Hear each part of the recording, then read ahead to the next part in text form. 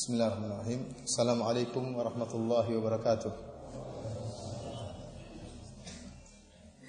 Innal hamdalillah nahmaduhu wa nasta'inuhu wa nastaghfiruhu wa natubu ilayh wa na'udzu billahi min shururi anfusina wa sayyiati a'malina.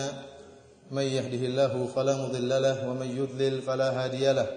Wa ashhadu an la ilaha illallah wahdahu la syarika lahu wa ashhadu anna Muhammadan 'abduhu wa rasuluhu la nabiyya ba'dahu. يا أيها الذين آمنوا اتقوا الله حق تقاته ولا تموتن إلا وأنتم مسلمون يا أيها الناس اتقوا ربكم الذي خلقكم من نفس واحدة وخلق منها زوجها وبث منهما رجالا كثيرا ونساء واتقوا الله الذي تساءلون به والأرحام إن الله كان عليكم رقيبا يا أيها الذين آمنوا اتقوا الله وقولوا قولا سديدا يصلح لكم أعمالكم ويغفر لكم ذنوبكم ومن يطع الله ورسوله فقد فاز فوزا عظيما أما بعد فإن أصدق الحديث كتاب الله وخير الهدى هدى محمد صلى الله عليه وسلم وشر الأمور محدثاتها فإن كل محدثة بدعة وكل بدعة ضلالة وكل ضلالة في النار إخواني في الله وأخواتي في الدين أعزني الله وإياكم. Alhamdulillah, pada malam hari ini kita masih diberi kesempatan oleh Allah Subhanahu wa taala untuk berkumpul dalam rangka mengagungkannya, dalam rangka mengagungkan Allah Subhanahu wa taala, dalam rangka saling ingat mengingatkan dalam ketakwaan kepada Allah Subhanahu wa taala. Dan pada kesempatan yang berbahagia ini saya akan membicarakan sebuah ibadah yang agung, yaitu ibadah bersyukur kepada Allah Subhanahu wa taala. Al-Imam Ibnu Qayyim rahimahullah berkata, al-imanu nisfan. Sungguhnya iman itu dua perkara. Nisfu sabr wa nisfu syukur. Setengahnya adalah bersabar dan setengahnya adalah bersyukur. Karena kita tahu bahwasanya seorang hamba tidaklah keluar dari dua kondisi ini. Entah dia diberi kenikmatan oleh Allah Subhanahu wa taala dan diwajibkan baginya untuk bersyukur kepada Allah, ataukah dia sedang diuji oleh Allah Subhanahu wa taala dan dia dituntut untuk bersabar dalam menghadapi ujian tersebut. Dan dua-duanya, ya, kesulitan dan kemudahan, kekayaan dan kemiskinan, kesehatan dan penyakit, dua-duanya ujian dari Allah Subhanahu wa taala. Jangan sampai kita salah sangka dan menyangka bahwasanya yang namanya ujian adalah kesulitan hidup, kemiskinan, penyakit. Tidak. Kekayaan, kemudahan, kesehatan juga merupakan ujian. Allah Subhanahu wa taala berfirman, "Kullu nafsin dha'iqatul maut wa nabluukum bisyarri wal khairi fitnah wa ilaina turja'un." Setiap yang bernyawa pasti akan merasakan kematian. Dan kami akan menguji kalian bisyarr, dengan kejelekan. Di antaranya kata ahli tafsir, kemiskinan, penyakit, musibah. Wal khair, dan kami juga akan menguji kalian dengan kesulitan, dengan kebaikan. Di antaranya kata ahli tafsir dengan kekayaan, kemudahan, kesehatan. Wa ilaina turja'un, dan kepada kamilah kalian akan kembali. Oleh karenanya seorang sebagaimana diuji dengan kemiskinan, dia diuji pula dengan kekayaan. Akan tetapi, ikhwani fillah wa akhwati fid din, azani Allah wa iyyakum, manakah yang lebih utama? Apakah yang kaya bersyukur ataukah yang miskin bersabar?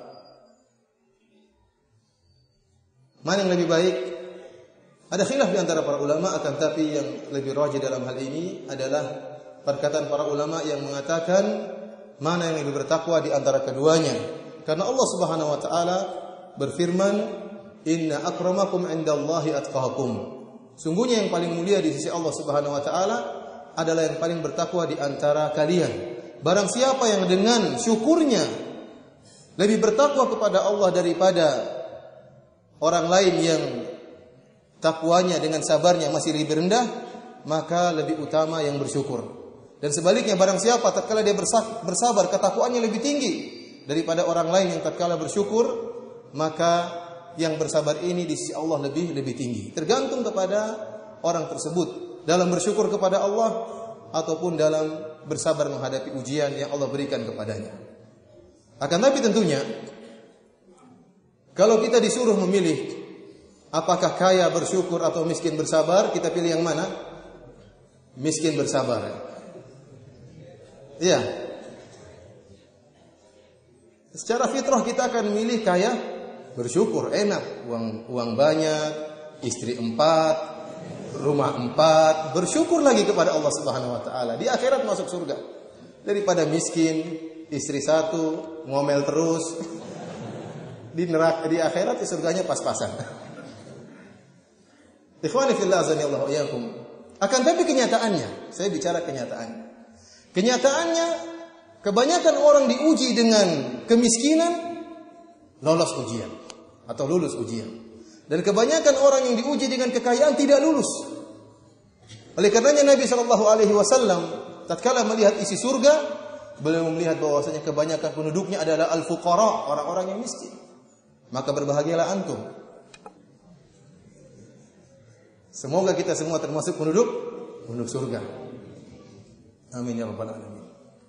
Adapun orang-orang kaya, jarang dari mereka yang lolos dari ujian. Mereka tidak bersyukur kepada Allah Subhanahu wa taala.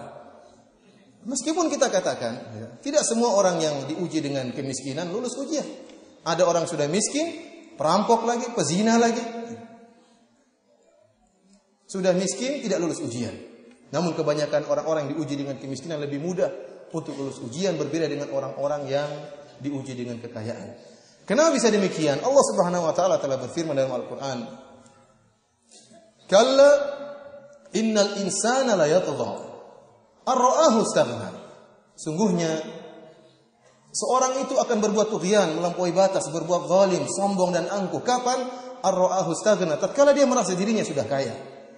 Tatkala dia merasa dirinya sudah cukup, tidak cukup dengan yang lain, maka dia pun berbuat angkuh, berbuat melampaui batas, terjerumus dalam kemaksiatan. Padahal kata Allah Subhanahu wa taala, ar-ra'ahu istaghna, tatkala dia merasa melihat dirinya, bukan pada hakikatnya. Pada hakikatnya kita semuanya miskin kepada Allah Subhanahu wa taala. Antumul fuqara'u ila Allah. Kalian seluruhnya butuh, miskin, fakir. Zat antum itu butuh kepada Allah Subhanahu wa taala dalam segala hal.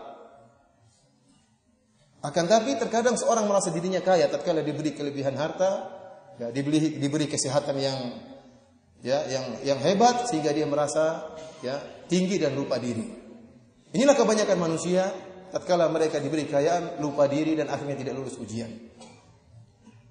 Karenanya kita dapati sebenarnya kaum muslimin banyak yang kaya,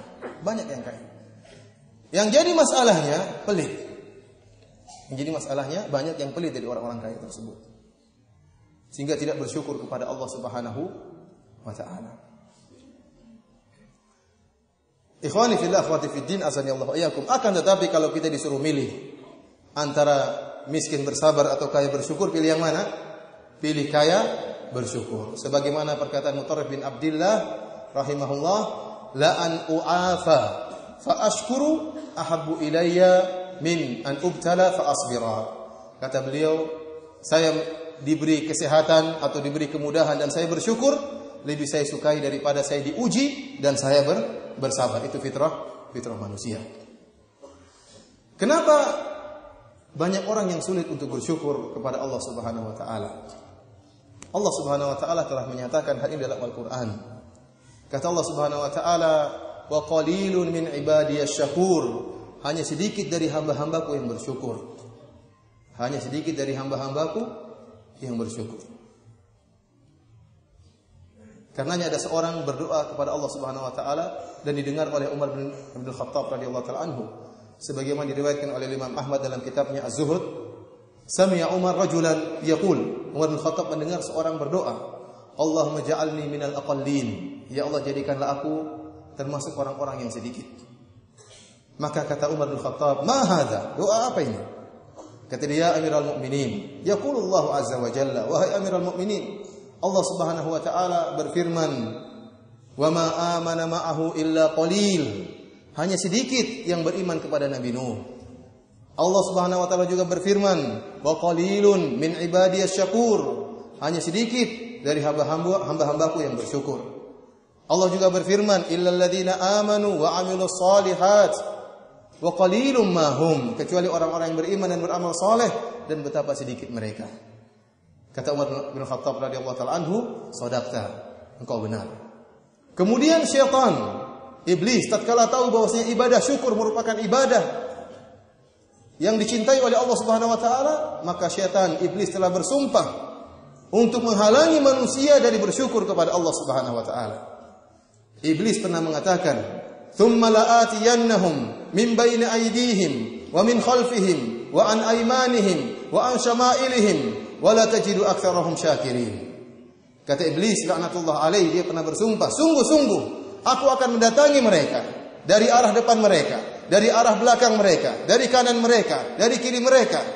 Wala tajidu aktsarahum syakirin, dan Allah, ya Allah, engkau akan dapati kebanyakan mereka tidak bersyukur.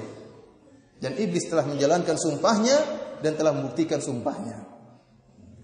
Inilah ikhwani fillah sallallahu alaihi wasallam, kenapa kebanyakan orang yang diberi ujian kekayaan, diberi ujian kemudahan, tidak lulus dalam ujian tersebut. Ya. Dan kita berdoa kepada Allah Subhanahu wa taala, semoga Allah menjadikan kita termasuk orang-orang yang sedikit yang bersyukur kepada Allah Subhanahu wa taala. Allah Subhanahu wa taala dalam banyak ayat memerintahkan kita untuk bersyukur. Di antaranya firman Allah Subhanahu wa taala, "Fadhkuruni adzkurkum washkuruni wa la takfurun." Ingatlah aku, maka aku akan mengingat engkau, dan bersyukurlah kepadaku, ya. Wa la takfurun, dan janganlah kalian ingkar kepada nikmat yang aku berikan kepada engkau. Allah Subhanahu wa taala juga mengatakan, memerintahkan orang-orang yang beriman, "Washkuru lillahi in kuntum iyyahu ta'budun." Dan bersyukurlah kalian kepada Allah Subhanahu wa taala jika kalian beribadah kepada Allah Subhanahu wa taala. Hanya beribadah kepada Allah Subhanahu wa taala. Bahkan Allah Subhanahu wa taala menyebutkan bahwasanya Allah menciptakan kita agar kita bersyukur kepada Allah Subhanahu wa taala. Wallahu akhrajakum min butuni ummahatikum la ta'lamuna syai'a wa ja'ala lakum as-sam'a wal absara wal af'idata la'allakum tashkurun. Dialah Allah Subhanahu wa taala yang telah mengeluarkan kalian dari perut ibu kalian dalam keadaan kalian tidak mengetahui apa-apa. Kemudian Allah Subhanahu wa taala menjadikan bagi kalian penglihatan, pendengaran dan hati, la'allakum tashkurun, semoga kalian bersyukur. Kemudian Allah Subhanahu wa taala menyebutkan, bahkan Allah merintahkan kita bertakwa agar kita bersyukur.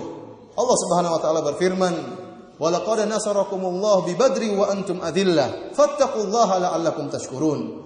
Dan sungguh Allah Subhanahu wa taala telah menolong kalian tatkala dalam perang Badar dan jumlah kalian sedikit. Fattaqullah, bertakwalah kalian kepada Allah, la'allakum tashkurun, semoga kalian bersyukur kepada Allah Subhanahu wa taala. Bahkan Allah Subhanahu wa taala memerintahkan para nabi untuk bersyukur. Nabi Musa alaihissalam diperintahkan oleh Allah untuk bersyukur. Allah Subhanahu wa taala berfirman, "Ya Musa, inni istafaituka 'alan nasi bi risalati wa bi kalami, fakhudh ma ataituka wa kum minasyakirin." Wahai Musa, sungguhnya aku telah memilih engkau dengan risalahku, engkau dijadikan rasul. Wa bi kalami, yaitu Allah Subhanahu wa taala berfirman langsung, berbicara langsung dengan Nabi Musa. Wa kum minasyakirin, jadilah engkau termasuk orang-orang yang bersyukur. Nabi sallallahu alaihi wasallam bersabda, "Liyattakhidh ahadukum qalban syakiran wa lisanan dzakiran wa zawjatan tu'inuhu ala amril akhirah." Hendaknya salah seorang dari kalian menjadikan hatinya senantiasa bersyukur kepada Allah Subhanahu wa taala, dan menjadikan lisannya senantiasa berzikir kepada Allah Subhanahu wa taala, dan mengambil istri yang bisa membantu dia dalam urusan akhirat. Bagaimanakah cara kita bersyukur kepada Allah Subhanahu wa taala? Para ulama menyebutkan bahwasanya syukur kepada Allah Subhanahu wa taala bisa dilakukan dengan 3 hal, atau harus dilakukan dengan 3 hal. Karena syukur berkaitan dengan ibadah hati, ibadah lisan, dan juga ibadah jawarih. Pertama dengan hati, yaitu kita mengakui bahwasanya segala kenikmatan yang ada pada kita semuanya dari Allah Subhanahu wa taala. Allah Subhanahu wa taala berfirman, "Wa ma bikum min ni'matin faminallah." Kenikmatan apa saja yang kau dapatkan dari Allah Subhanahu wa taala. Ya ayuhan nas udhkuru ni'matallahi 'alaikum. Hal min khaliqin ghairullahi yarzuqukum minas sama'i wal ard. La ilaha illahu fa anna tufakun. Kata Allah Subhanahu wa taala, wahai manusia, ingatlah nikmat yang Allah berikan kepada kalian. Apakah ada Tuhan lain yang berikan kenikmatan kepada kalian dari langit dan bumi? La ilaha illahu. Tidak ada Tuhan kecuali Allah Subhanahu wa taala. Oleh karenanya seorang tatkala mengucapkan zikir petang, dia mengatakan a'udzu abu'u bi ni'matika alayya. Aku mengakui nikmat yang Engkau berikan kepadaku wahai Allah. Dan ibadah hati ini mengakui segala nikmat dari Allah Subhanahu wa taala. Ini sangat penting dan ini ibadah yang agung. Ibadah yang tidak ada melihat ibadah ini kecuali Allah Subhanahu wa taala. Saya jadi teringat dengan kisah Uwais Al-Qarani rahimahullah yang Nabi sallallahu alaihi wasallam dalam Sahih Muslim mengatakan, khairut tabi'in Uwais Al-Qarani. Sebaik-baik tabi'in adalah Uwais Al-Qarani. Yang kata para ulama, Uwais Al-Qarani adalah tabi'in terbaik secara mutlak. Lebih baik daripada para ulama tabi'in. Seperti Hasan Al-Basri, Uwais Al-Qarani lebih top, lebih baik. Daripada Sa'id bin Musayyib yang ahli tafsir, Uwais Al-Qarani lebih baik daripada mereka berdua. Sampai-sampai Nabi sallallahu alaihi wasallam memerintahkan Umar bin Khattab radhiyallahu taala anhu untuk meminta agar Uwais mendoakan Umar. Oleh karenanya setelah Rasulullah SAW wafat, Umar bin Khattab radhiyallahu taala anhu, jika datang amdad min ahli Yaman, ada pasukan perang yang datang dari negeri Yaman, maka Umar bin Khattab selalu bertanya, afikum Uwais, apakah di antara kalian ada orang yang bernama Uwais?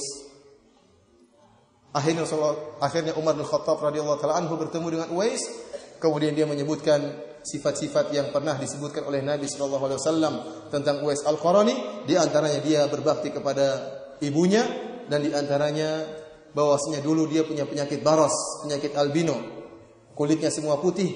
Kemudian dia berdoa kepada Allah dan disembuhkan oleh Allah Subhanahu wa taala, illa maudhi'a qadri dirham, kecuali ada ukuran sekeping dirham di pusarnya yang belum sembuh, dan itu sengaja diminta oleh Uwais Al-Qarani. Uwais Al-Qarani tatkala dia berdoa kepada Allah Subhanahu wa taala untuk disembuhkan penyakitnya, dia minta agar Allah Subhanahu wa taala menyisakan seukuran sekeping dirham di pusarnya agar tidak sembuh. Kenapa? Agar dia senantiasa mengingat nikmat Allah Subhanahu wa taala kepadanya. Dia tidak lupa dengan kesehatan yang Allah berikan kepadanya. Jika dia melihat bekas penyakitnya, dia senantiasa bersyukur kepada Allah Subhanahu wa taala. Ini ibadah hati. Yang orang tidak melihat kita tatkala kita bersyukur dengan hati kita mengakui ya fadlun minallah, mengakui karunia Allah Subhanahu wa taala. Akan tapi Allah Subhanahu wa taala mengetahuinya dan malaikat mencatatnya. Yang pertama adalah bersyukur dengan hati. Yang kedua, bersyukur dengan lisan. Ini juga penting. Allah Subhanahu wa taala Rabb, Tuhan kita senang dipuji. Ingin agar kita memujinya, ingin agar kita mengagungkannya dalam setiap hal, dalam setiap kondisi. Maka jangan malu-malu dan jangan ragu-ragu untuk memuji Allah Subhanahu wa taala. Lihatlah bagaimana Nabi sallallahu alaihi wasallam memuji Allah Subhanahu wa taala dalam segala hal, dalam segala kondisi. Tatkala bangun tidur, dari mulai bangun tidur sampai kembali ke tempat tidur, Nabi sallallahu alaihi wasallam tatkala bangun tidur apa doanya?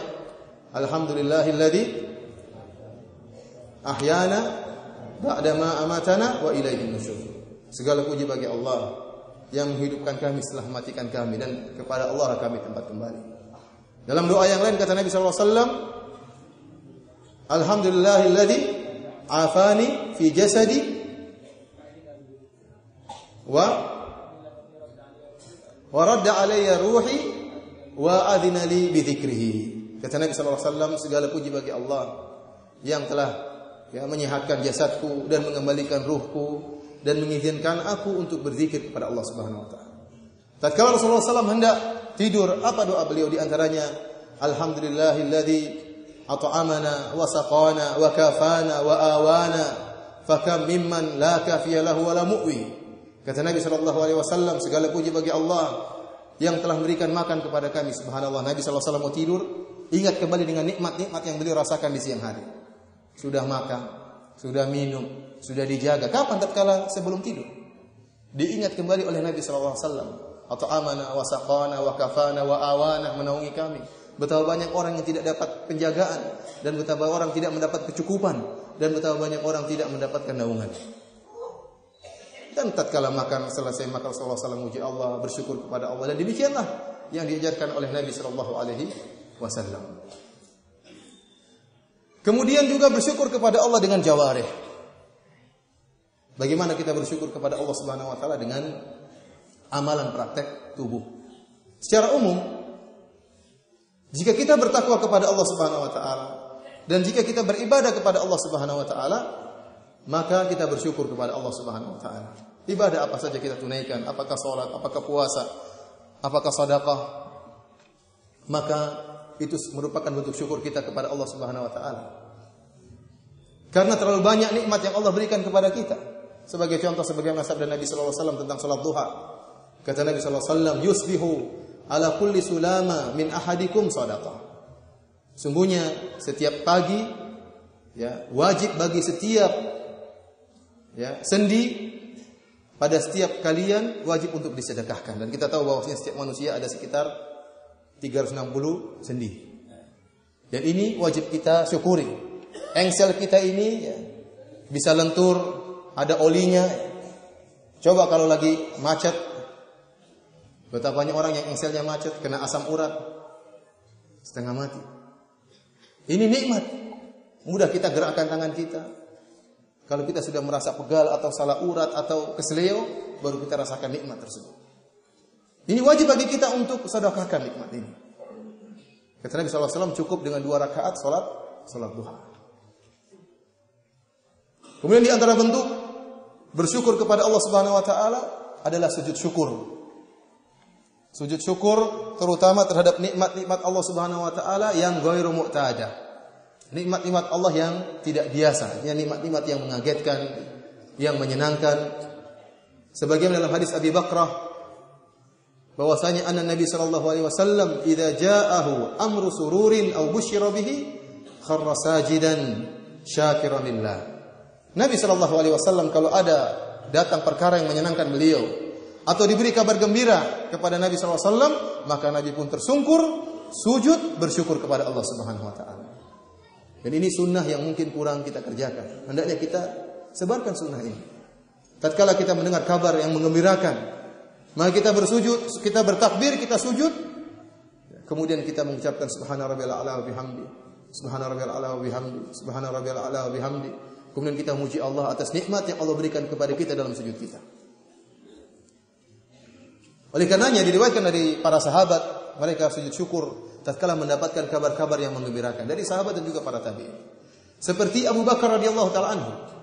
Abu Bakar radhiyallahu taala anhu tatkala dikabarkan tentang tewasnya Musailamah al-Kadzdzab, maka beliau pun kharra sajidan lillah. Beliau pun sujud dan bersyukur kepada Allah Subhanahu wa taala, sujud syukur. Karena kita tahu bagaimana parahnya Musailamah al-Kadzdzab dan betapa banyak para qurra, para ahli, para hufaz, para penghafal Quran dari kalangan sahabat yang terbunuh dalam peperangan melawan Musailamah al-Kadzdzab. Tatkala dikabarkan Musailamah al-Kadzdzab tewas, maka Abu Bakar pun sujud bersyukur kepada Allah Subhanahu wa taala. Demikian pula yang dilakukan oleh Ali bin Abi Thalib. Dalam satu riwayat disebutkan tatkala Ali bin Abi Thalib mengetahui tentang seorang yang meninggal dari Khawarij, maka Ali bin Abi Thalib pun sujud syukur kepada Allah Subhanahu wa taala. Tatkala di Nahrawan setelah Ali bin Abi Thalib berperang melawan orang-orang Khawarij, kemudian Ali bin Abi Thalib setelah tewas seluruh orang-orang Khawarij, Ali bin Abi Thalib radhiyallahu taala anhu mengatakan, "Iltamisu dza sudyah." Carilah di antara orang-orang Khawarij tersebut seorang yang memiliki sudyah, yaitu seorang yang tangannya buntung dan di ujung tangan yang buntung tersebut ada semacam tai lalat yang besar seperti ya puting dari buah dada seorang wanita, akan tapi banyak terurai rambut dari tai lalat yang besar tersebut. Maka dicarilah orang tersebut oleh anak buah Ali bin Abi Thalib radhiyallahu ta'ala anhu. Kemudian tidak didapatkan orang tadi. Tatkala itu faja'ala ya'ruku jabinu Ali bin Abi Thalib. Tatkala dikabarkan kepada Ali tidak ada orang tersebut, Ali pun berkeringat, kening beliau berkeringat. Dia mengatakan, "Wallahi ma kadzabtu wa la kudzibt." Demi Allah, aku tidak berdusta dan aku tidak didustakan. Kenapa? Karena Ali pernah mendengar dari Nabi sallallahu alaihi wasallam bahwasanya di antara orang-orang Khawarij ada orang yang cirinya seperti itu. Maka Ali pun menyuruh untuk mencari lagi. ternyata dicari didapatkan orang tersebut di bawah tumpukan mayat. Di bawah tumpukan mayat, kemudian setelah ditemukan, dikabarkan kepada Ali bin Abi Thalib di bawah mayat tersebut, maka Ali pun sujud bersyukur kepada Allah Subhanahu wa taala. Demikian juga tatkala Ka'ab bin Malik radhiyallahu taala anhu diterima taubatnya oleh Allah Subhanahu wa taala karena terlambat tidak ikut dalam perang Tabuk, maka dia pun sujud bersyukur kepada Allah Subhanahu wa taala. Demikian juga Hasan al-Basri tatkala dikabarkan tentang matinya Hajjaj bin Yusuf As-Saqafi, maka dia pun sujud bersyukur kepada Allah Subhanahu wa taala. Oleh karenanya ikhwan, ini di antara ibadah yang agung jika kita mendapatkan kabar yang menggembirakan kita.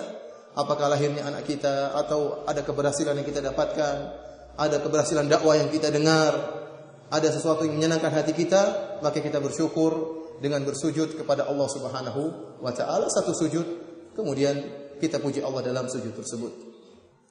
Di antara bentuk bersyukur kepada Allah Subhanahu wa taala dengan anggota tubuh adalah menampakkan nikmat Allah pada diri kita. Ada seorang yang datang kepada Nabi SAW memakai pakaian yang kusam. Maka Nabi SAW heran melihat orang ini. Nabi SAW bertanya, "Hal ataka Allahu malan?"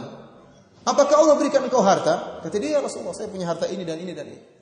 Kata Nabi SAW, "Idza ataka Allahu malan, falyura atharuhu." Kalau seandainya Allah memberikan engkau harta, maka tampakkanlah bukti daripada nikmat tersebut. Jangan pakai pakaian yang usang. Sudah punya hotel 5, sudah punya istri 4, masih pakai motor butut. Kenapa? Zuhud. Zuhud apa pelit? Dia pelit tapi dibalik berdalil dengan zuhud. Ini tidak boleh. Tampakkan nikmat Allah tersebut pada dirinya. Karena ikhwan, ada sebagian orang yang sangat pelit. Sampai-sampai Al-Jahid menulis kitab yang diberi judul Al-Bukhala, orang-orang pelit. Sebutkan cerita tentang orang-orang pelit. Di antaranya ada orang kaya yang sangat pelit. Ingin didakwahi oleh seorang yang miskin. Orang miskin ini mengundang orang kaya tadi agar dia sadar supaya enggak pelit. Karena kita tahu pelit itu ada 2 tingkatan. Tingkatan yang rendah, pelit terhadap orang lain. Tingkatan yang paling parah, pelit pada diri sendiri. Sama diri sendiri apa? Pelit. Maka orang miskin ini pun mengundang orang kaya tadi dan diberi makanan yang banyak untuk menunjukkan bagaimana meskipun saya miskin, saya tidak pelit seperti kamu. Tapi dia tidak sadar, dia makan banyak kemudian sampai kekenyangan. Karena mumpung gratis pikirannya. Setelah itu saking kekenyangan dia pun muntah. Tatkala dia muntah dia menangis. Yang miskin tanya, "Kenapa Anda menangis?" Kata dia, "Rugi nih, sudah keluar lagi rugi." Saking pelitnya keluar pun dia menangis. Ini subhanallah ya. Orangnya pelit luar biasa, muntah saja dia menangis. Sampai yang menjadi masalah, kalau dia menyiksa dirinya sendiri masih mending. Dia menyiksa istrinya, yang ikut menderita istrinya, anak-anaknya ikut menderita. Sampai ada kasus di kejadian di Arab Saudi, ada seorang yang anak-anaknya marah sama bapaknya. Kenapa? Tatkala bapaknya meninggal ketahuan ternyata uangnya banyak. Sementara selama ini hidup mereka pas-pasan. Mereka tahu ternyata bapak saya selama ini apa? Pelit. Yang jadi masalah istrinya ikut menderita, anak-anaknya ikut menderita. Sampai anak tahu ada seorang, subhanallah, ada orang yang mau berobat saja dia enggak mau keluarkan uang, padahal uangnya miliaran. Dia disuruh untuk berobat. Dia lagi di Jakarta. Lagi terkena penyakit jantung. Dianjurkan kepada dia untuk berobat di Jakarta, dekat. Kata dia mahal di Jakarta. Saya ingin berobat di kota lain. Akhirnya mau naik pesawat sudah meninggal dunia sebelum sampai di tempat lain. Nah, pelit sama dirinya. Bagaimana ikhwani fil azan ya Allah hayakum. Di antara bentuk rasa syukur kepada Allah Subhanahu wa taala adalah kita menampakkan nikmat yang Allah berikan kepada kita. Orang yang tidak menampakkan nikmatnya dan selalu menampakkan dirinya miskin dan miskin, setiap ditanya mengeluh terus, ini orang yang kufur ingkar kepada nikmat Allah Subhanahu wa taala. Menampakkan pada orang lain agar dikasihani, padahal sudah berkecukupan, agar diberi oleh orang lain atau agar dikasihani oleh orang lain, agar tidak dimintai sedekah oleh orang lain, dia sembunyi-sembunyikan seakan-akan dia juga sangat butuh. Ini orang ingkar kepada nikmat Allah Subhanahu wa ta'ala. Tidak boleh demikian. Akan tetapi tatkala seorang ingin menampakkan nikmat Allah kepada dia pun tidak boleh berlebih-lebihan. Nabi sallallahu alaihi wasallam bersabda, ya, kulu washrabu wa tasaddaqu walbasu, kata Nabi sallallahu alaihi wasallam, makan dan minumlah dan bersedekahlah dan pakailah pakaian fi ghairi makhilah wala saraf. Akan tapi jangan pakaian yang sombong dan jangan pula pakaian yang berlebih-lebihan. Kita kalau orang kaya pun tidak boleh kemudian pakai pakaian dalam rangka untuk sombong. Tidak boleh juga pakai pakaian yang berlebih-lebihan, yang mubazir. Sampai kemarin saya sempat ditanya oleh seorang ustaz, saya ini punya simpanan 15 miliar. Bolehkah saya beli tas harganya 165 juta? Tas saja 165 juta buat apa? Buat tuh 165 juta. Terlalu mahal 165 juta buat apa? Bilang saya punya 15 miliar, tapi 165 juta buat apa? Ditanya oleh Allah Subhanahu wa taala. Setiap kenikmatan ditanya oleh Allah Subhanahu wa taala. Tas yang ukurannya mungkin 10 cm kali 10 cm harganya 165 juta. Ittaqillah. Tidak boleh seperti ini. Kemudian buat apa kita beli mobil yang mewah-mewah? Ada sebagian orang subhanallah mobilnya bermiliar-miliar, buat apa? Dan ingat, seorang yang memakai pakaian yang terlalu mahal, memakai mobil yang terlalu mahal, akan mewariskan dalam hatinya kesombongan, dan ini tidak bisa dia hindari. Tidak bisa dia hindari. Seorang yang memakai sepeda butut atau mobil butut atau motor butut, dia tidak mungkin sombong ya. Sudah ketemu orang dia paling assalamualaikum. Tidak mungkin dia sombong. Tapi beda kalau orang naik Mercy. Dia tidak mau sombong tapi dia sombong sendiri ya, gimana lagi. Dan itu secara otomatis masuk dalam dirinya. Makanya Nabi SAW mengatakan fi ghairi makhila wala saraf. Jangan pakai pakaian yang menyombongkan dan jangan pakai pakaian yang berlebihan, yang mahal. Karena orang tahu ini mahal. Tas ini mahal, ada mereknya, dia akan bangga. Mereknya dia nampakkan, ada orang tahu bahwasanya ini mahal. Secara otomatis akan timbul kesombongan. Dan kesombongan bisa muncul dalam mana saja. Jangankan motor, jangan mobil, HP saja orang bisa sombong. Kamu BlackBerry model berapa? Saya iPhone 5. Timbul kesombongan dalam diri. Alhamdulillah ikhwani fillah azani Allah wa iyyakum. Ya, di antara bentuk beribadah, bersyukur kepada Allah dengan jawarih adalah menampakkan nikmat yang Allah berikan kepada kita, akan tapi tidak boleh berlebih-lebihan. Kemudian di antara bentuk bersyukur kepada Allah dengan jawarih atau dengan lisan adalah tahu diri dan berterima kasih kepada orang yang membantu kita, orang yang punya kebaikan kepada kita. Oleh karenanya Nabi SAW bersabda, la yashkurullah man la yashkurun nas.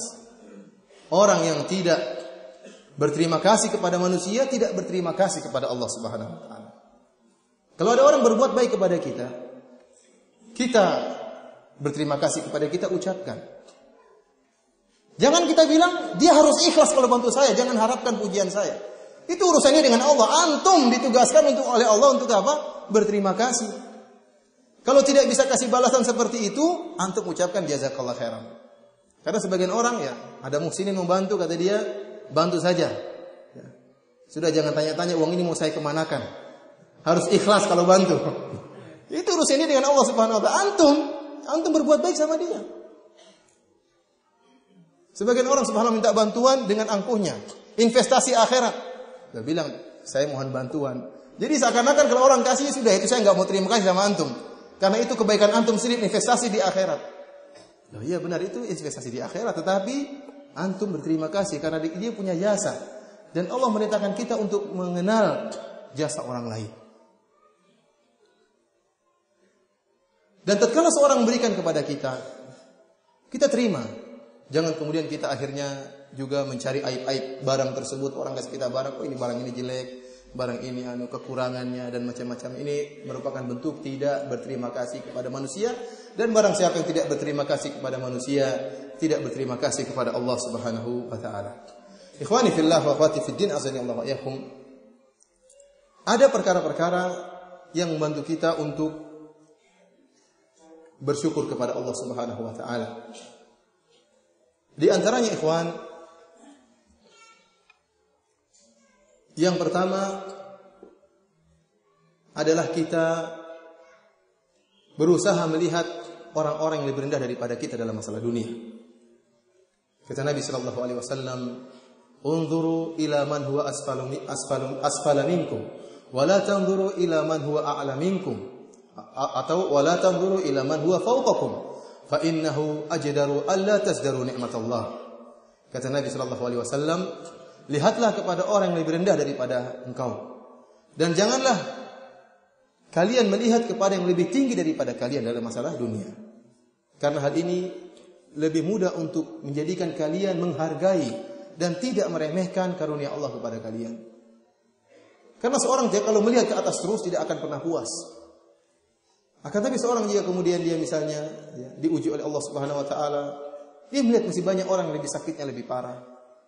Kalau diberi anugerah rumah yang sederhana, dia lihat masih banyak orang masih belum punya rumah. Sehingga dengan demikian dia bisa merasakan betapa besar nikmat Allah yang Allah berikan kepada dia. Ini yang pertama, selalu memandang ke bawah dalam masalah dunia agar kita bersyukur kepada Allah Subhanahu wa taala. Yang kedua, menghitung-hitung nikmat Allah Subhanahu wa taala. Mengingat-ingat nikmat Allah Subhanahu wa taala. Allah Subhanahu wa taala berfirman, "Wa ataakum min kulli ma sa'altumuh wa in ta'uddu ni'matallahi la tuhsuha." Dan Allah Subhanahu wa taala memberikan apa yang kalian minta, dan jika kalian menghitung-hitung nikmat Allah Subhanahu wa taala, maka kalian tidak akan bisa menghitungnya. Terlalu banyak ya ikhwan nikmat yang Allah berikan kepada kita.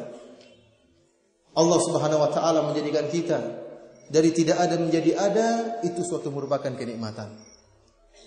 Allah Subhanahu wa taala tatkala menciptakan antum, Allah menjadikan antum manusia, tidak menjadikan antum kambing atau bebek, itu juga nikmat Allah Subhanahu wa taala. Coba kalau antum jadi bebek, ditangkap seorang ikhwan, dipenggal sama seorang ikhwan kasihan.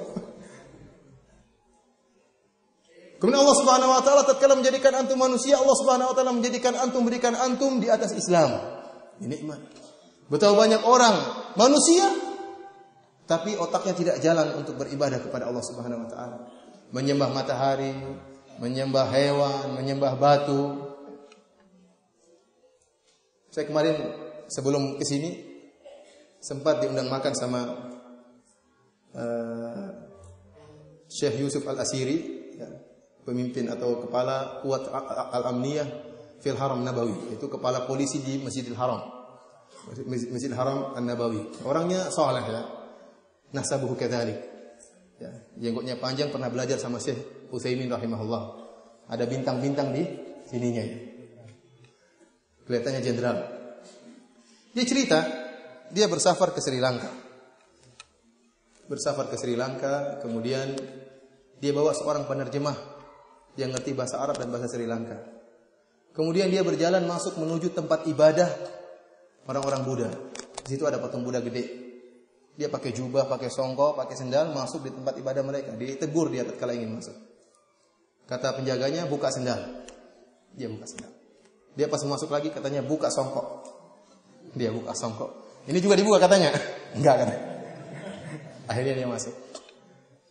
Setelah dia masuk, segera dia menuju pendeta yang sedang menjaga patung Buddha. Jadi patung Buddhanya dijaga sama siapa? Pendeta. Maka kemudian dia bikin ulah memang tatkala itu. Banyak orang lagi ziarah, orang-orang Buddha. Dia mengatakan kepada patung Buddha, "Assalamualaikum." Orang semua lihat. Kata penerima, "Syekh, jangan Syekh. Assalamualaikum." Orang semua lihat, besar lah, sampai 3 kali. Kata dia terjemah. Bilang, kenapa ini patung tidak jawab salam saya? 3 kali saya kasih salam. Kata penerjemah ini, ya Syekh, jangan Syekh. Nanti saya dibunuh sama mereka ya Syekh. Kata Syekh, saya pingin kau mati, jihad di jalan Allah. Kata dia, jangan Syekh. Kata dia terjemah, kalau tidak, saya bikin yang lebih parah daripada ini. Akhirnya terpaksa diterjemah. Dia bilang, ya pendeta, kenapa ini tidak jawab salam? Jadi ya ada ruh di dalamnya. Ada ruh di dalamnya. Tidak bisa kita tahu apa perkataan patung ini. Kata Syekh sengaja memang sudah direncanakan, dia bawa batu. Dia bilang ini sama dengan batu ini, tahu enggak? Sama dengan batu ini. Batu besar ini sama dengan batu kecil ini. Kalau dia punya ruh, matanya akan bisa menutup seperti saya. Lidahnya bisa keluar, ini enggak bisa apa-apa. Nah, ini diterjemahkan orang ini. Dia bilang, Syekh apa? Kita keluar Syekh. Dia takut, pendeta bisa jadi manggil orang lain. Akhirnya segera Syekh keluar. Kata saya, tatkala saya keluar, saya lihat pendeta tadi nengok ke atas. Benar juga mungkin katanya. Kena syubhat ya. Ikhwan, subhanallah. Kita bersyukur kepada Allah. Allah Subhanahu wa taala menjadikan kita orang-orang yang beriman. Banyak orang menyembah makhluk. Kalau antum mengandalkan otak antum, kecerdasan antum IQ-nya dibandingkan IQ orang Jepang, IQ antum jongkok. Tapi antum subhanallah, Allah berikan taufik menyembah Allah subhanahu wa ta'ala. Mereka yang otaknya cerdas menyembah matahari. Mereka orang-orang ini yang otaknya cerdas menyembah patung, menyembah hewan. Sapi kerbau diibadahi. Oleh karenanya kita bersyukur kepada Allah Subhanahu wa taala tatkala berada di atas Islam. Kemudian syukur yang lebih besar lagi tatkala Allah Subhanahu wa taala memilih kita di antara kaum muslimin menjadi ahlus sunnah wal jamaah, di atas sunnah.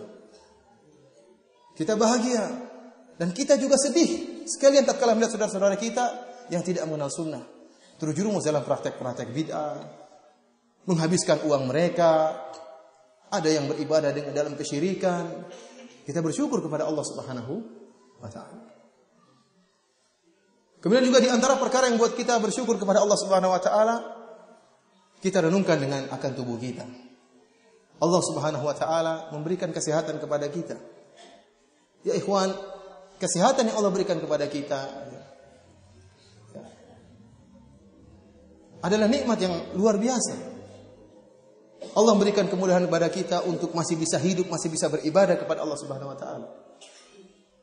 Tidak jamin seorang yang kemudian rajin olahraga, kemudian rajin lari pagi, kemudian dia mesti lebih sehat, lebih banyak beribadah kepada Allah Subhanahu wa taala. Ada orang yang badannya kuat, tahu-tahu meninggal dunia.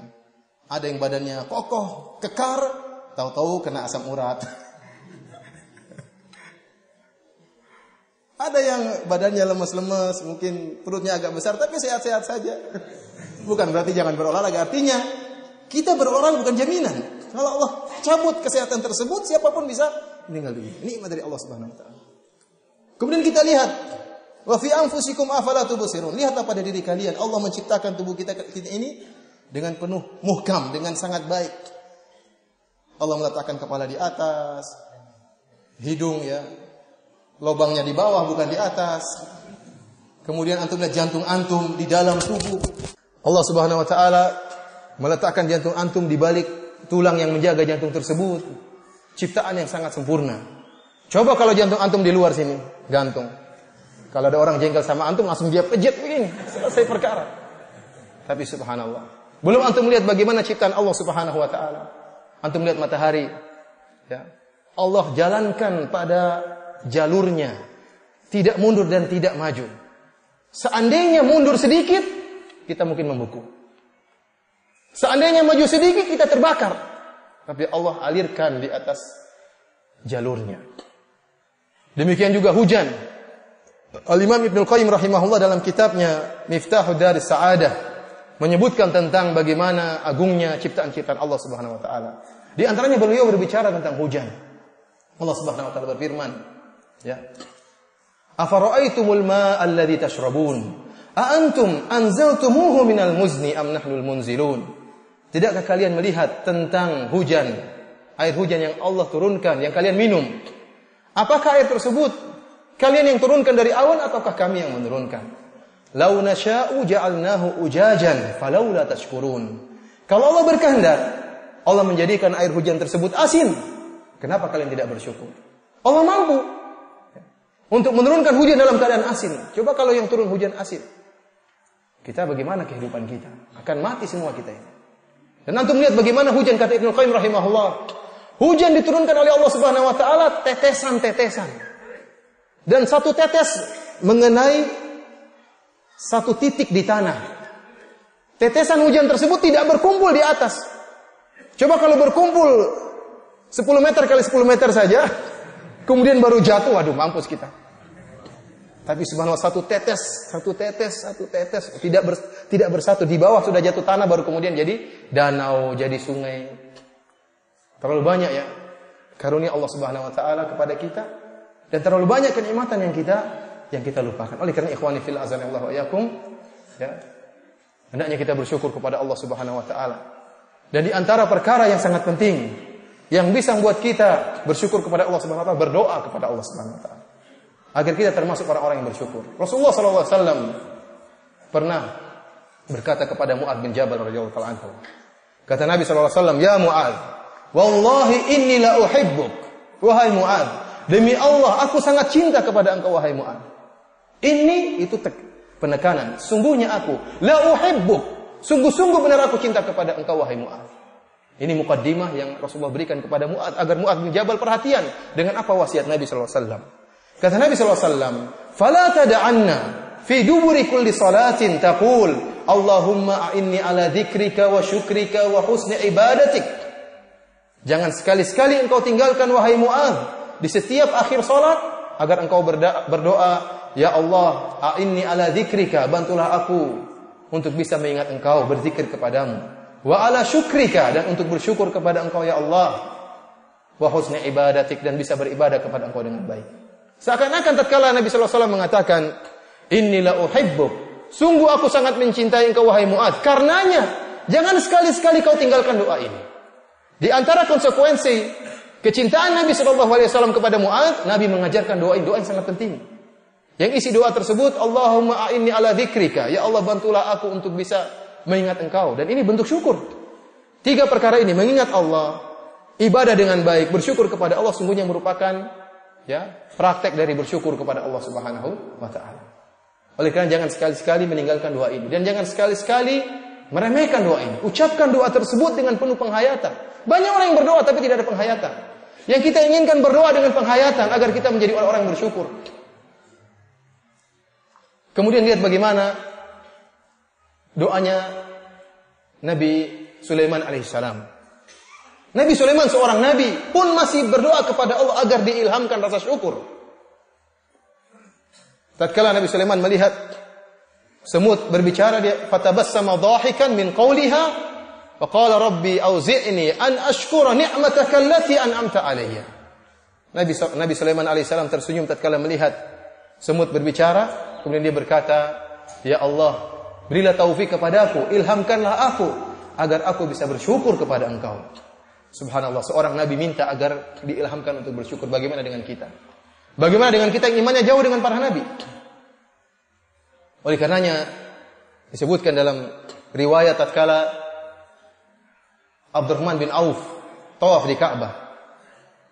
Kemudian di samping beliau ada Sa'id bin Jubair, seorang tabi'in. Sa'id bin Jubair tidak mengenal siapa Abdurrahman bin Auf.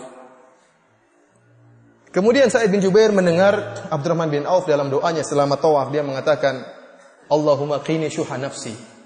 Ya Allah, lindungilah aku dari rasa pelit. Ya Allah, lindungilah aku dari rasa pelit. Senantiasa dia berdoa dengan doa tersebut. Ya Allah, Allahumma qini syuha nafsi. Ya Allah, lindungilah aku dari rasa pelit. Terbetik dalam hati Sa'id bin Jubair, ini kenapa Abdurrahman kok berdoa agar dilindungi dari rasa pelit? Ini orang ini siapa? Kalau kita lihat ada orang berdoa seperti ini, seakan-akan orang ini sangat pelit sekali. Kok doanya supaya tidak pelit? Ternyata dikabarkan bahwasanya itu adalah Abdurrahman bin Auf, seorang yang sangat suka bersedekah, sangat dermawan. Beliau tidak ingin kaya raya, tapi Allah menjadikan dia kaya. Kenapa? Semakin bersedekah Allah tambah rezekinya. Sampai dia mengatakan, "Lau rafa'tu hajaran," kalau saya angkat sebuah batu, saya akan dapati di bawahnya emas atau perak. Kenapa? Terus bersedekah, Allah berikan rezeki kepada dia. Namun selama dia bersedekah dan terus bersedekah, dia tidak merasa pede dan tidak merasa saya orang yang bersyukur kepada Allah. Bahkan dia merasa pelit dan masih kurang bentuk syukurnya kepada Allah Subhanahu wa taala. Sehingga dia berdoa, "Ya Allah, jauhlah aku dari rasa pelit." Ada sebagian orang yang jadi, Masya Allah sudah bangun masjid. Saya sudah ini, seakan-akan dia sudah top dalam bersyukur kepada Allah Subhanahu wa taala. Oleh karena ikhwani fillah azanillahu wa iyyakum, kita berdoa kepada Allah Subhanahu wa taala, semoga Allah menjadikan kita termasuk orang-orang yang bersyukur kepada Allah Subhanahu wa taala. Yang terakhir, di antara perkara-perkara yang merupakan faedah bersyukur kepada Allah Subhanahu wa taala. Ketahuilah ikhwan, tatkala Allah merintahkan kita bersyukur, tidak ada manfaat yang Allah raih dari kita. Wa man syakara fa inna ma yashkuru li nafsihi. Barang siapa yang bersyukur, maka dia sungguhnya bersyukur untuk dirinya sendiri. Wa man kafara fa innallaha ghaniyyun karim. Allah tidak butuh dengan orang yang ingkar. Mau kafir silakan. Mau bersyukur kembali kepada manfaatnya kembali kepada engkau sendiri. Oleh karenanya ingat ya. Sabda Nabi sallallahu alaihi wasallam dalam diskusi kata Allah Subhanahu wa taala, "Lau anna awwalakum wa akhirakum wa insakum wa jinnakum kanu ala qalbi atqa rajulin minkum ma zada fil mulki syai'an." Kalau seandainya wahai kalian anak Adam dan juga jin dari sejak zaman Adam sampai hari kiamat kelak seluruhnya manusia dikumpulkan. Seluruhnya hati mereka seperti hati orang yang paling bertakwa. Taruhlah seluruh umat manusia sejak zaman Nabi Adam sampai hari kiamat seluruhnya hatinya seperti hati Nabi Muhammad sallallahu alaihi wasallam, tidak akan menambah keagungan Allah Subhanahu wa taala. Allah tidak butuh dengan ibadah kita. Allah tidak butuh dengan ketakwaan kita. Allah tidak butuh dengan sedekah kita. Seluruhnya kembali kepada kita.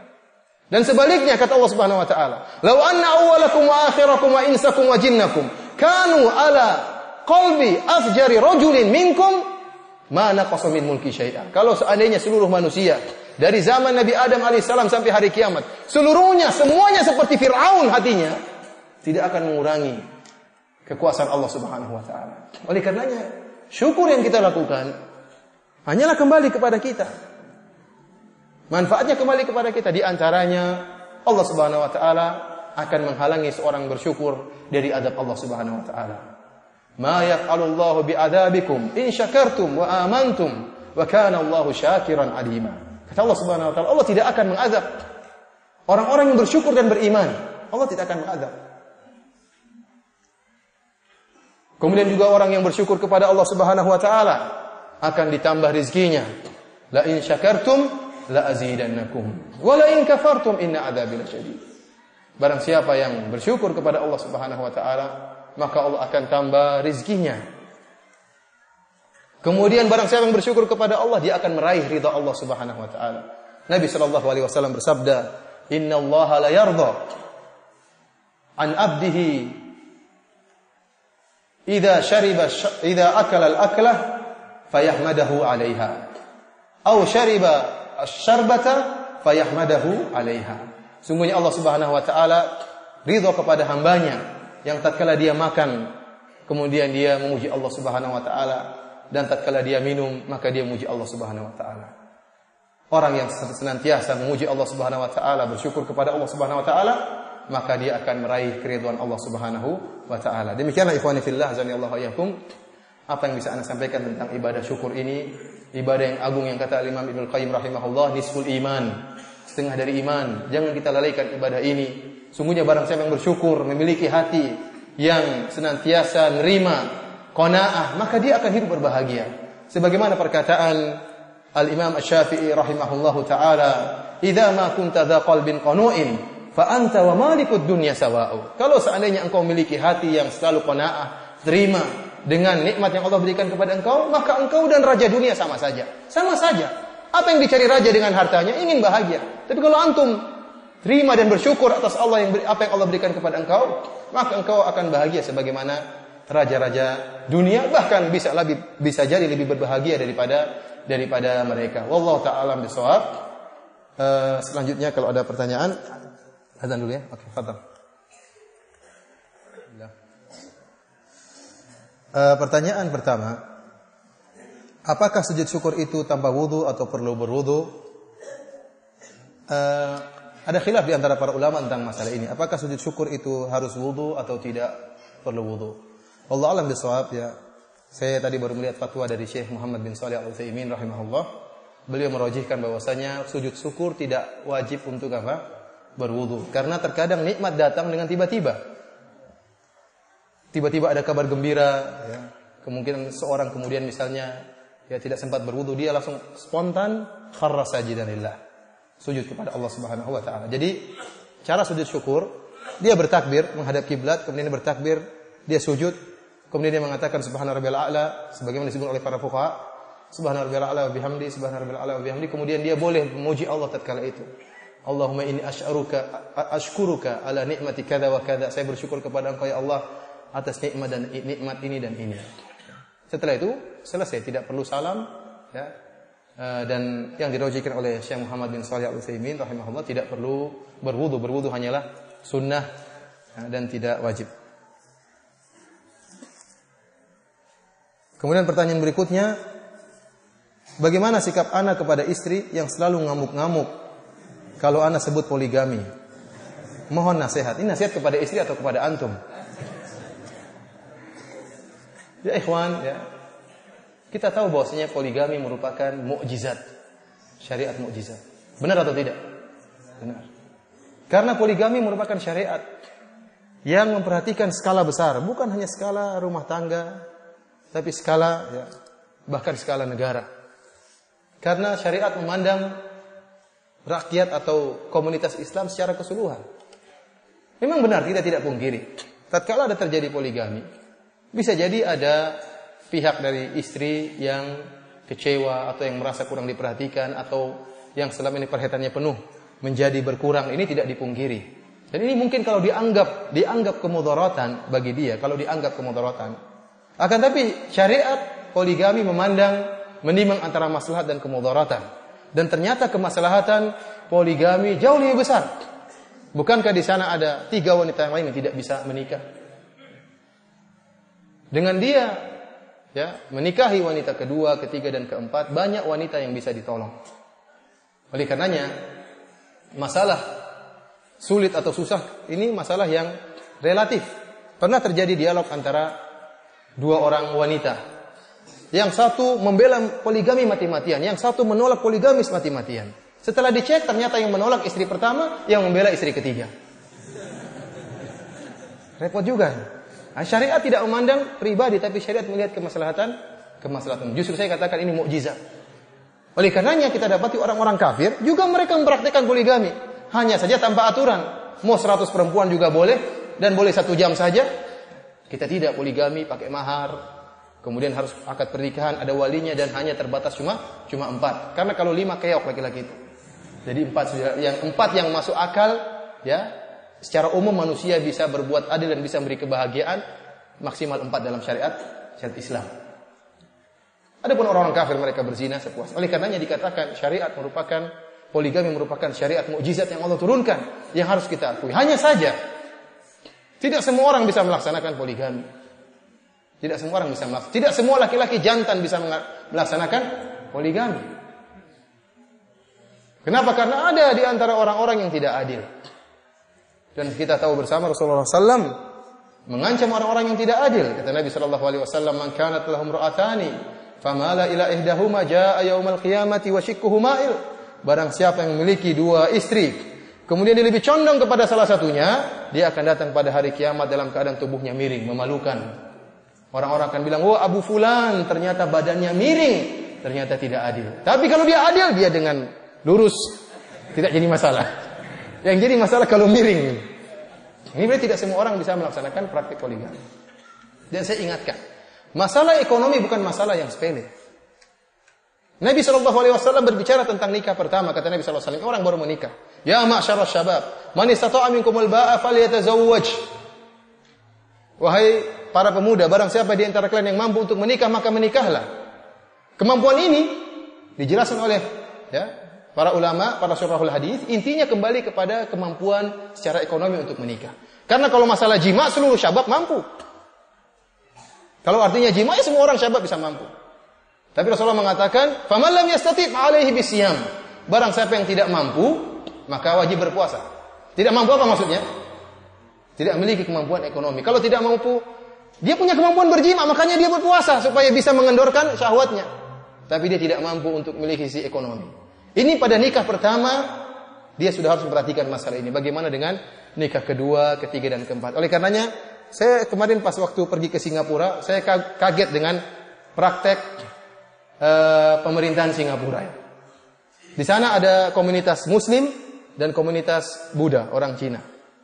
Orang Cina kalau ketahuan poligami dipenjara. Kalau ketahuan poligami apa? Dipenjara. Misalnya dia istri pertamanya di mana di Lombok, di mana? Di Singapura. Kemudian dia nikah di Cina, akhirnya istrinya yang di Singapura cross check, cari-cari tahu, ketahuan ada istrinya di Cina, maka suaminya akan dipenjara. Beda dengan orang Islam, di sana dibolehkan untuk poligami. Tetapi akan diutus orang mengecek tentang ekonomi orang ini. Dicek penghasilannya berapa. Mungkin atau tidak. Nah, jualan apa? Jualan es krim. Jualan pulsa mau poligami. Subhanallah. Dicek ekonominya. Setelah dicek, kemudian diutus orang untuk menanya istri pertamanya, bagaimana sikap perlakuan suamimu selama ini kepada engkau. Akan dicek. Kalau dia bilang suami saya baik, kebutuhan terpenuhi. Kalau istrinya mengatakan oh tidak pernah terpenuhi, ini perlu dicek kembali. Benar nggak perkataan istrinya tadi? Kalau ternyata tidak benar, maka yang dimenangkan perkataan suaminya. Dia boleh berpoligami meskipun istrinya tidak mengizinkan.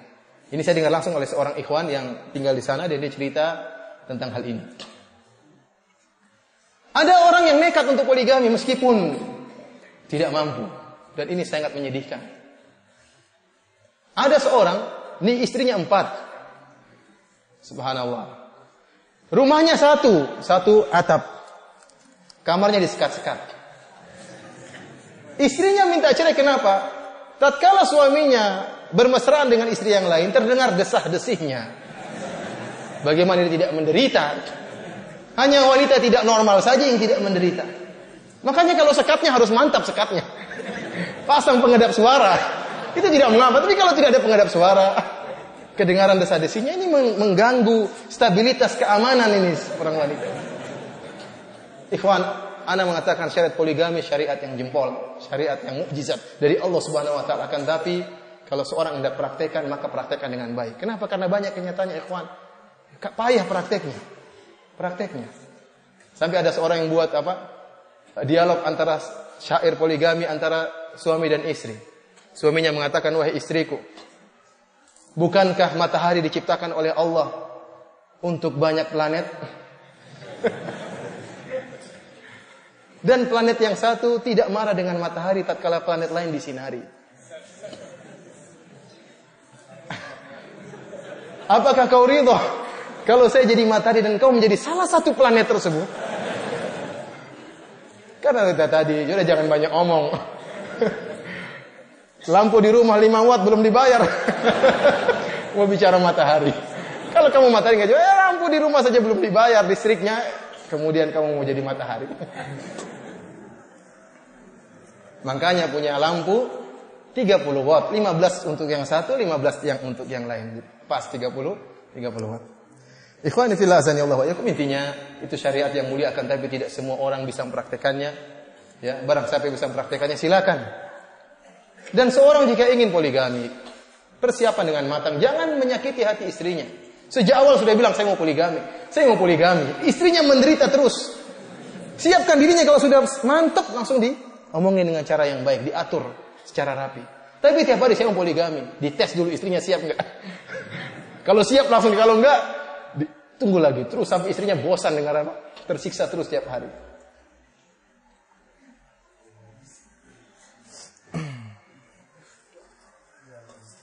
Assalamualaikum Ustaz.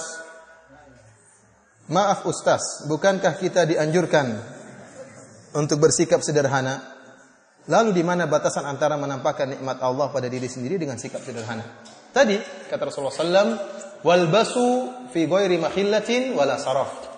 Silakan pakai pakaian, tapi jangan pakaian yang sombong dan jangan yang berlebihan. Pakaian yang indah silakan. Rasulullah SAW bahkan punya pakaian yang indah yang dibuat di Yaman dan dipakai oleh Nabi SAW. Akan tapi tidak semua pakaian Nabi seperti itu. Ya. Tapi Nabi SAW menggunakan pakaian tersebut. Artinya ada pakaian yang indah selama harganya wajar, tidak tabzir, tidak mubazir, maka seorang boleh menggunakannya. Mobil, ada mobil yang mewah tapi tidak terlalu mewah. Mobil ini mewah karena memang manfaatnya besar, kemudian mungkin cepat dan sebagainya, tidak jadi masalah, ya, karena memang dia memiliki kemampuan. Yang tidak boleh adalah ya berlebih-lebihan sampai pada tingkat kesombongan atau tingkat mubadzir yang terlalu mahal. Bagaimana dengan cerita ini? Guru saya meskipun mampu membeli sepeda motor, beliau tetap memakai sepeda ontelnya ke sekolah. Bahkan sampai dikasih sepeda motor oleh temannya, namun beliau menolak, merasa dihina. Dan menyatakan, Anda kira saya tidak mampu beli barang itu? Namun saya suka memakai sepeda kalau saya ke sekolah. Ya tidak jadi masalah ya. Ada orang yang kaya tapi dia hobi pakai sepeda. Namun jangan dia ya menampakkan dia miskin, butuh apa namanya? Butuh bantuan. Jadi masalah hobi. Jadi masalah.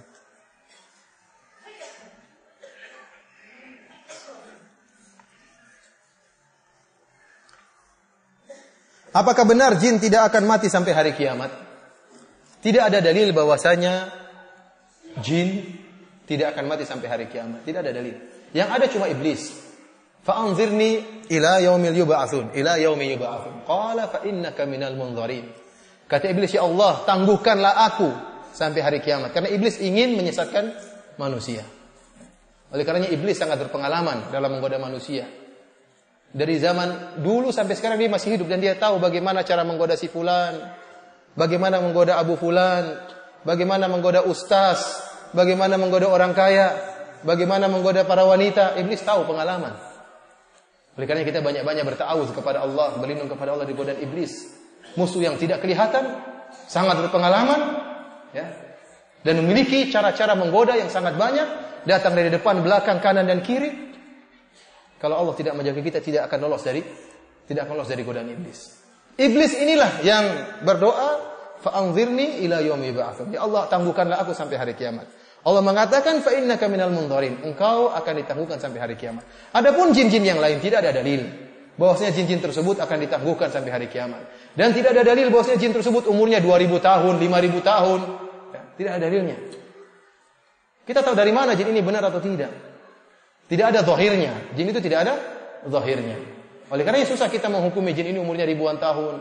Ada jin pernah saya pernah dengar tatkala diajak dialog dia mengatakan saya pernah ketemu Ibnu Taimiyah. Ya, repot juga jin ini. Nanti ada jin mengatakan saya pertama ketemu Nabi. Ya, saya meriwayat pernah lihat Nabi begini-begini. Repot ya? Ini jin sahabat berarti. Jangan-jangan kita nggak tahu kadzab, jin Syiah atau jin Bahlul, jin Sufi, kita nggak tahu. Oleh karenanya tidak ada dalil menunjukkan bahwa umur mereka ribuan tahun, tidak ada. Mungkin kita nggak tahu. Wallahu alam. Selama tidak ada dalil, itu tidak berbicara. Tetapi yang jelas yang ditangguhkan hanyalah siapa? Iblis.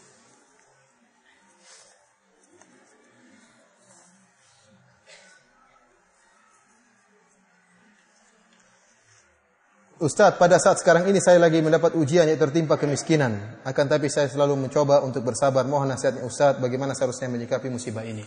Ikhwan, ya, setiap kita diuji oleh Allah Subhanahu wa taala. Ada yang diuji dengan kemiskinan, ada yang diuji dengan kekayaan, ya. Meskipun ujian dengan kemiskinan berat. Akan tapi berusahalah dan berdoalah kepada Allah Subhanahu wa taala.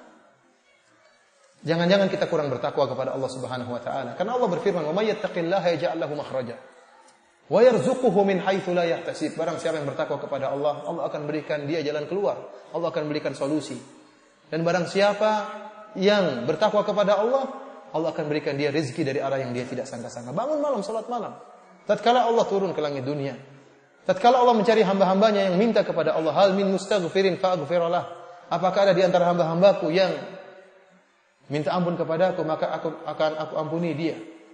Hal min sa'ilin fa'utiya su'lah. Apakah ada di antara hambaku yang minta kepadaku, akan aku berikan permohonannya. Saya yakin kalau kita di pagi hari berusaha, malam hari kita berdoa kepada Allah, menangis di hadapan Allah Subhanahu wa taala, Allah pasti akan memberikan rezekinya kepada kita. Dengan syarat berusaha dan bertawakal dan berdoa kepada Allah Subhanahu wa taala. Dan gembiralah bahwasanya kebanyakan penghuni surga orang-orang miskin. Demikian saja yang bisa Ana sampaikan pada kesempatan kali ini. Kurang lebihnya dan Ana mohon maaf. Yang benar datang dari Allah Subhanahu wa taala, yang salah dari saya sendiri semoga Allah maafkan kita semua. Wabillahi taufiq wal hidayah. Assalamualaikum warahmatullahi wabarakatuh.